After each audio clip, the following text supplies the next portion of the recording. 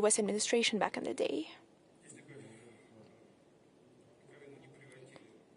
If Ukraine hadn't been turned into a destructive weapon in someone else's arms,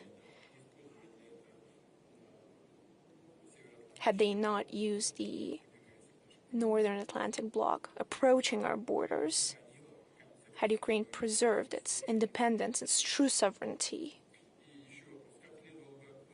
And another question, how should we have resolved bilateral Russian-Ukrainian issues that were obviously consequence of disintegration of a massive country and complex geopolitical transformations?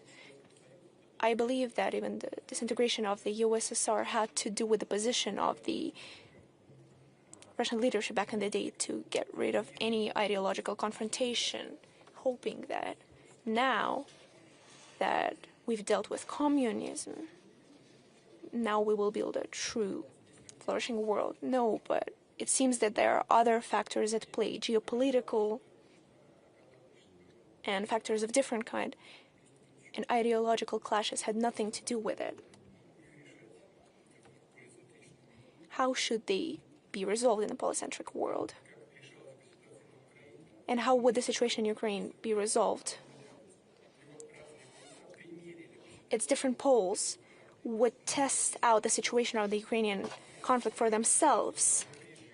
These potential pressure points, rifts that exist in their own regions, and then the collective response would be much more responsible and reasonable.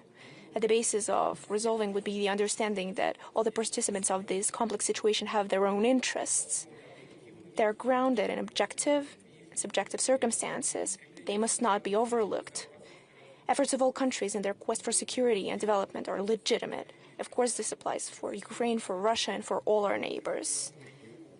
It's the states of the region who should have the final say in creating the regional system.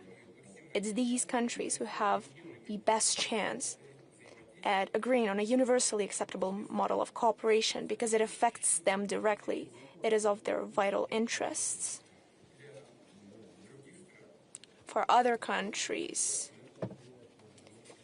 this situation in Ukraine is a bargaining chip in a different, much larger game, their own game.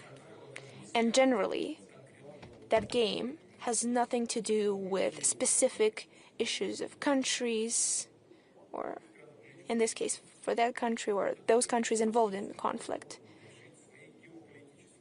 It's just a pretext to solve their own goals as well as to profit from war. That's why they showed up on our doorstep with NATO infrastructure. For years they sat idly by, gazing at the Donbass tragedy, the genocide, at the extermination of Russian people at our ancestral historical lands that started in 2014 after the bloody coup d'etat in Ukraine. In contrast to this behavior that was demonstrated by Europe and, until recently, the US, is the conduct of the global majority states. They refuse to take sides. They aspire to truly contribute to the creation of a just world, and we're grateful to all the states who in recent years have taken genuine effort to try and find a way out of this situation. These are our partners, the founders of BRICS, China, India, Brazil, South Africa, the Belarus, North Korea. These are our friends in the Arab Islamic world. First and foremost, Saudi Arabia, the United Arab Emirates, Qatar, Egypt, Turkey, Iran, Serbia, Hungary, Slovakia in Europe, and many African and Latin American countries.